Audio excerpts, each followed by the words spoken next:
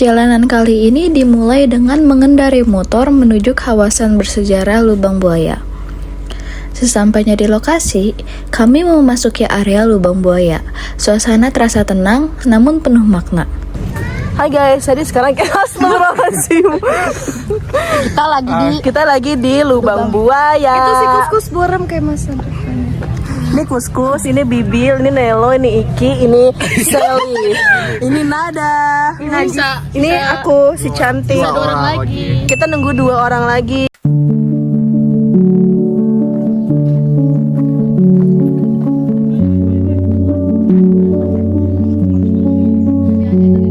Jadi ini tuh adalah baju para apa ya, Bos? Pahlawan. Para pahlawan kita yang gugur saat G30 SPKI saat itu.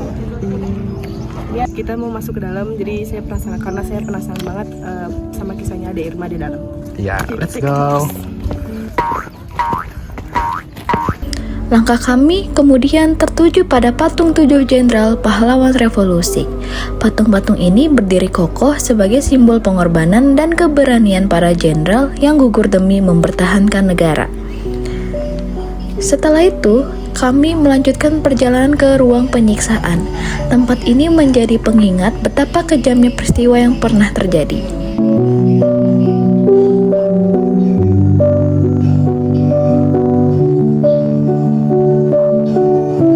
Guys, jadi ini adalah ruang penyiksaan saat setelah para jenderal diculik dan disiksa di sini sebelum mereka dikirim dan dimasukkan ke dalam Lubang Buaya.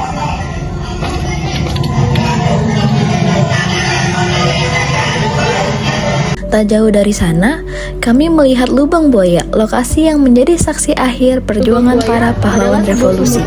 Yang menjadi lokasi pembuangan jenazah para pahlawan revolusi pada peristiwa gerakan 30 September 1965 atau G30 SPKI. Lubang Buaya adalah sebuah sumur sempit dengan kedalaman sekitar 12 meter, menjadi tempat ditemukannya 7 jenazah perwira tinggi TNI AD, yaitu yang pertama ada Letjen R. Suprapto, kedua Letjen MT Haryono, ketiga ada Letjen S. Parman, keempat Mejen R. Sutoyo, kelima Mejen DI Panjaitan, keenam Mejen Soeharto, dan yang terakhir Letu Pieter Dea. Perjalanan berlanjut ke dapur umum, tempat yang dahulu digunakan sebagai bagian dari aktivitas di kawasan ini. Di sini kami bisa membayangkan bagaimana situasi dan kondisi pada masa itu berlangsung.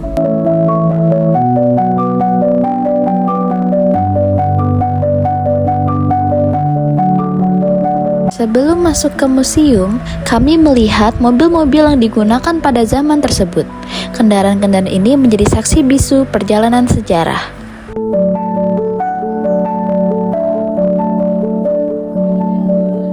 Guys, jadi ini adalah mobil Dodge tahun 1961, nomor polisi B2982L.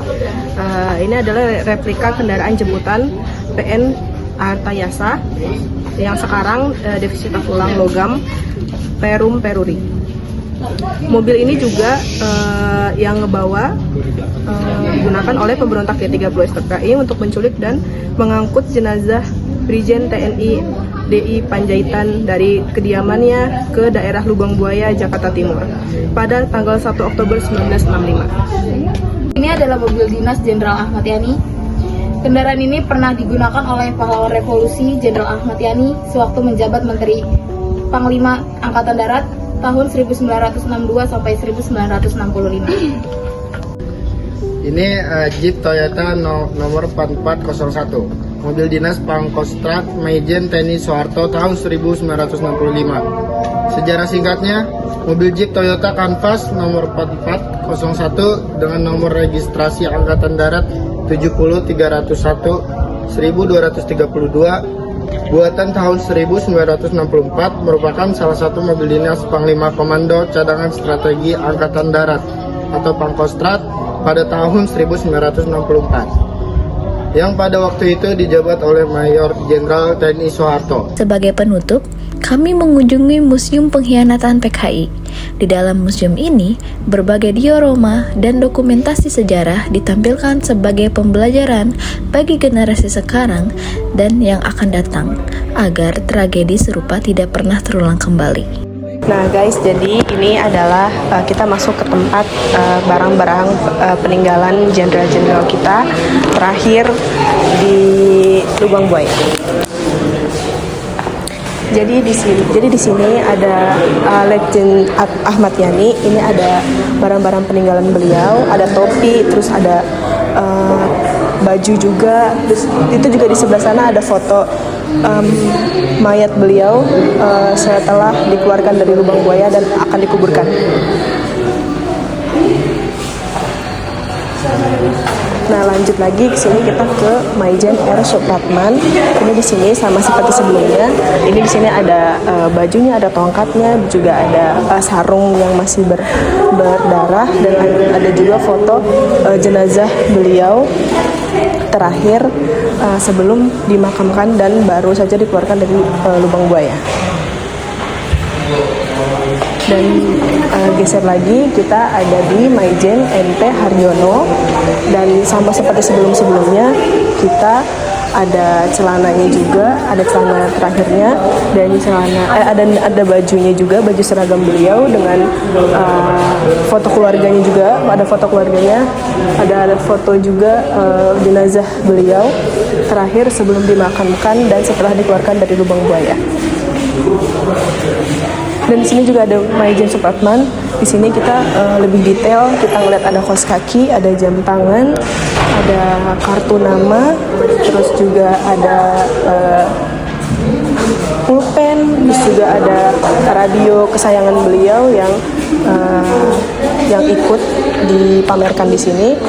Ada foto jenazah beliau juga sebelum dimakamkan dan setelah dikeluarkan dari lubang buaya. Ini adalah seragam beliau, ya masih rapih, masih terbilang rapih untuk puluhan tahun lalu, dan beginilah keadaannya sekarang. Lanjut lagi ke sebelah, di sini ada Brigjen DI Panjaitan. Di sini ada topi, ada tongkat, dan ada stempel. Yang unik nih teman-teman, ada stempel untuk kop surat mungkin, untuk kop surat juga. Terus ada celananya, ada ada baju seragam beliau yang masih utuh dan masih bagus sampai sekarang. Dihitung dari bertahun-tahun, sudah berpuluh-puluh tahun ini kejadian ini terjadi, tapi seragamnya masih utuh, masih bersih. Juga ada foto jenazah beliau sebelum dimakamkan dan setelah dikeluarkan dari lubang buaya. Ada juga Brigjen Sutoyo, Inspektur Kehakiman TNI AD. Ini ada baju beliau dan ada seragam beliau juga. Di sini ada lencana beliau di sebelah sini. Terus juga ada jam tangan, ada cincin, dan juga ada foto beliau bersama istri, dan foto beliau juga sebelum dimakamkan dan setelah dikeluarkan dari lubang buaya. Geser lagi, ini ada di Kol Katamso. Ini ada foto beliau, tapi sayangnya kita nggak bisa ngeliat foto jenazah beliau sebelum dimakamkan atau setelah dikeluarkan dari lubang buaya. Kita nggak dapat di sini. Seragamnya masih utuh dan ada topinya juga, ada foto dia bersama istri. Dan ini sama Letkol Sugiono. Ini ada seragamnya yang masih utuh dan masih bersih, ada foto beliau dan juga ada riwayat hidup singkatnya beliau. Terus juga ada foto jenazah beliau ketika ditemukan di lubang buaya. Keadaannya sudah tidak utuh, sudah kurang baik keadaannya, jadi kita nggak bisa jelasin ya teman-teman. Geser lagi, di sini ada Letku PA Tendean. Ini ada jaketnya beliau juga beserta celana yang masih utuh dan masih bagus. Ada foto jenazah beliau, juga ada teropong dan ada cincin.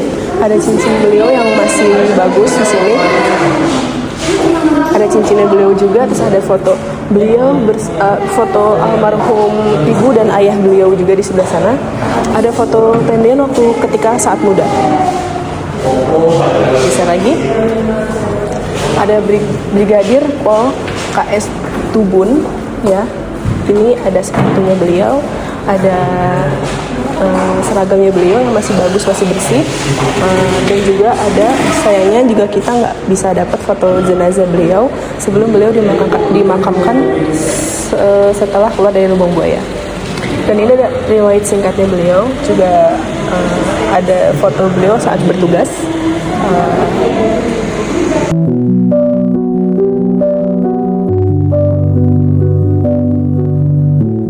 Sekian vlog kita. Dadah.